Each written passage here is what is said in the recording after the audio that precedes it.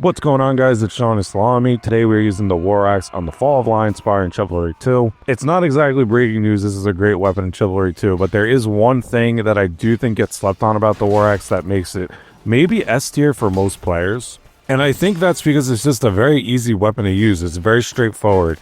In group fights, you're going to be wanting to swing it through as many people as you can. If you're fighting someone in a one-on-one fight, use a lot of overheads. And it has some of the best drags in the entire game. It's not quite the Executioner Axe or Maul, but it's a great weapon to learn dragging as well. And you combine that with good damage, decent range, and decent attack speed. You have a really dominant weapon. So let's get into our usual gameplay with commentary along the way as we dominate on this Fall of Lionspire game. Now, this archer is so pathetic, he can't even land his shots. He thinks he's going to be Legolas when I'm charging him and get a headshot and then stand over my body.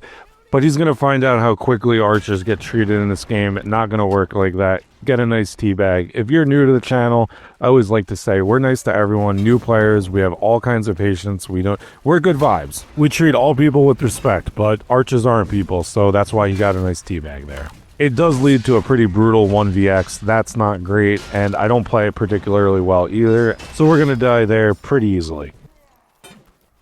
So check out here against the guy with the Executioner Axe. The War Axe is such a good weapon for dragging, and I didn't even do them particularly well, but it was still effective. This is just such a good weapon to learn that with. If you're new to the game, following this for tips and stuff, and you're struggling to learn dragging and slowing your weapon speed down, I would say the War Axe is maybe the best weapon to stick to for a while until you're consistently able to do it. The other two ones that I think of are the Maul and the Executioner Axe that people suggest a lot, and those do have better drags, I would say. But overall, they're not as easy to use as the War Axe, where you're still going to be having a good time and playing a weapon that's much more forgiving.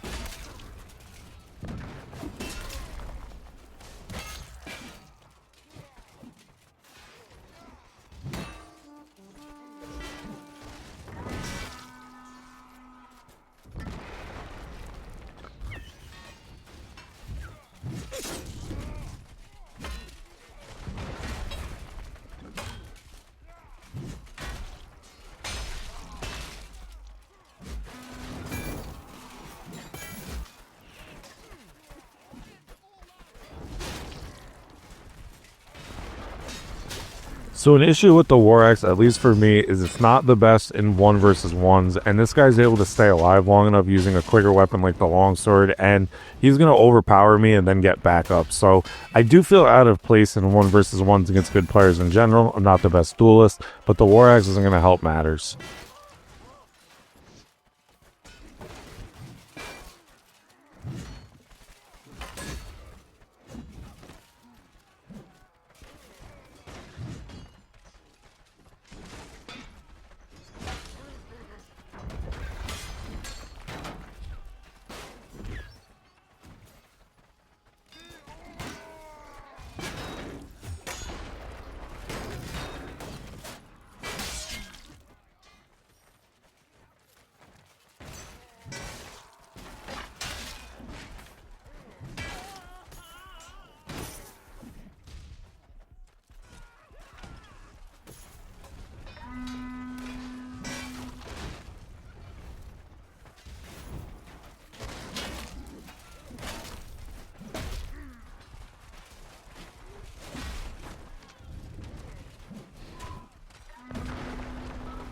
Someone tell me why I didn't get healed by my Warhorn there. I'm always so confused by that because I was honestly kind of using it for my own self because not really many people were around me on the battering ram, so I was being a little selfish, but the game doesn't really reward me for it anyway.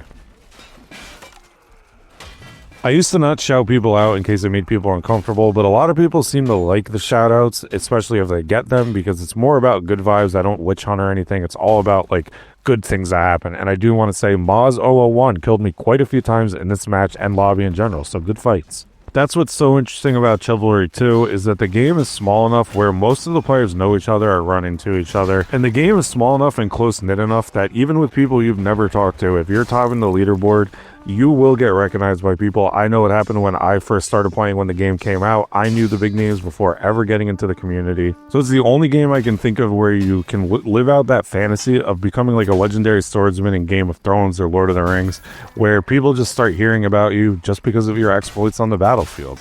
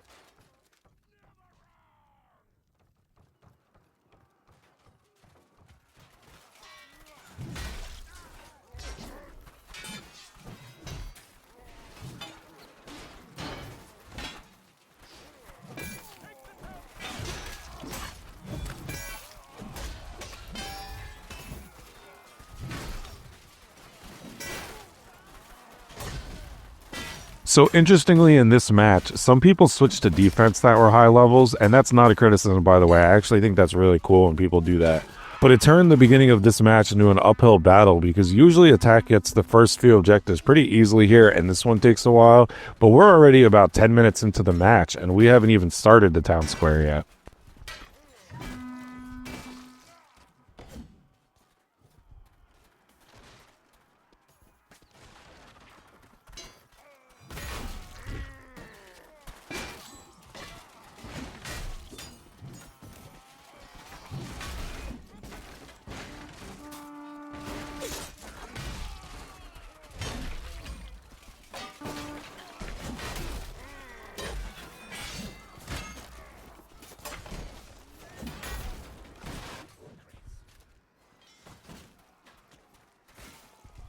I'm always nervous about healing in a situation like this where there's a banner, because if I heal, we know archers are vultures and one's going to give me a nice arrow between the eyes. So always consider that before you go to heal, and especially if you're going to go to a bandage cart that's out in the open a little bit, like the one to my right. Because if you stop for a second, you may get shot. But with a war banner, you can keep moving and they heal you much quicker than you'd expect, even on the knight with the highest health pool.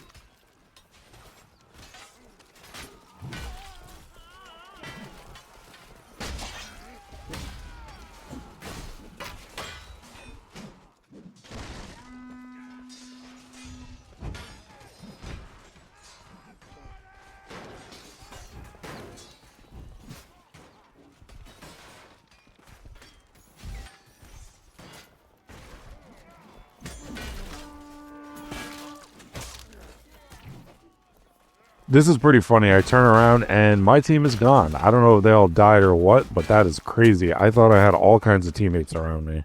You definitely want to pop your head up and just look around what's going on the battlefield around you sometimes, instead of tunnel visioning only on the fight you're in. It only takes a second to do a quick scan. Even mid-fight, it's probably a good idea to do that so you avoid situations like I had there.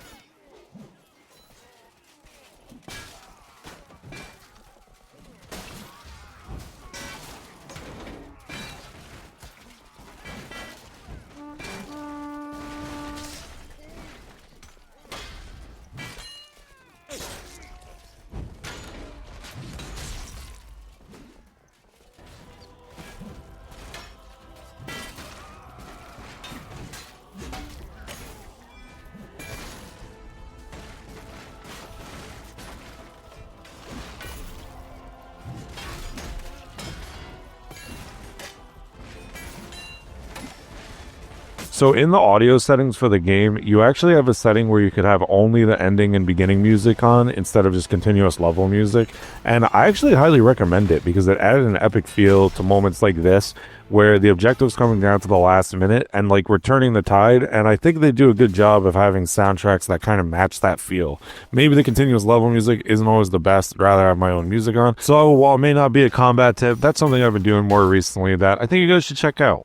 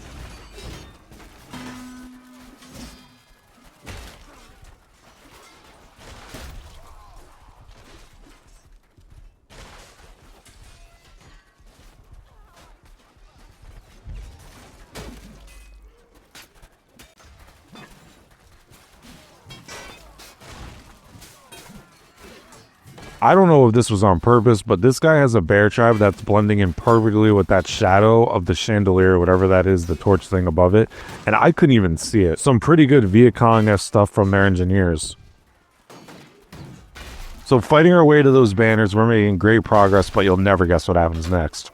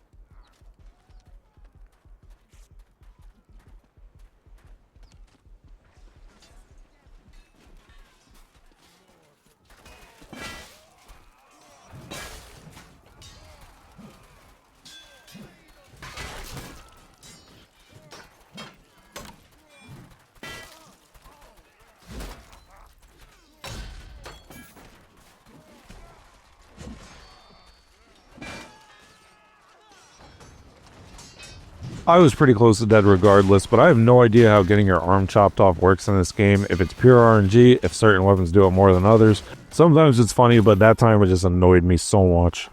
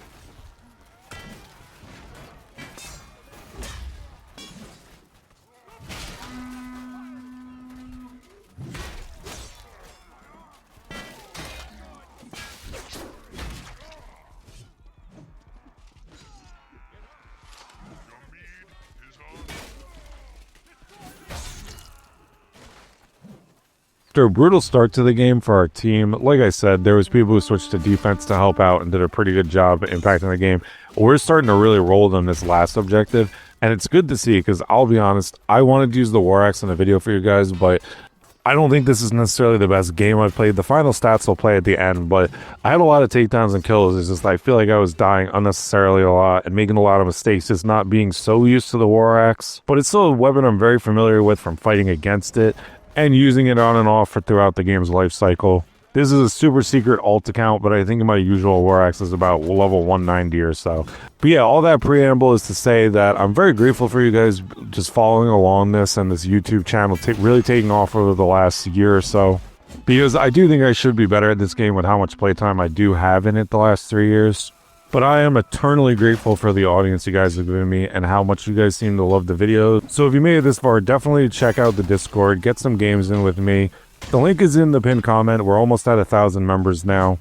But it's hard not to make videos without telling you guys how much I love you and appreciate you. So definitely check that out. And if you made it to the end of the video, let me know by commenting. I totally agree. Dracula Flo is the best player in Chivalry 2. Just so we can confuse people in the comment section if they just watched a few minutes, which is also okay. But I love you guys. And if you want to see me use a weapon I'm much more familiar with and played a lot better in, check out the video on the screen now where I used the Messer and had over 80 kills and 150 takedowns.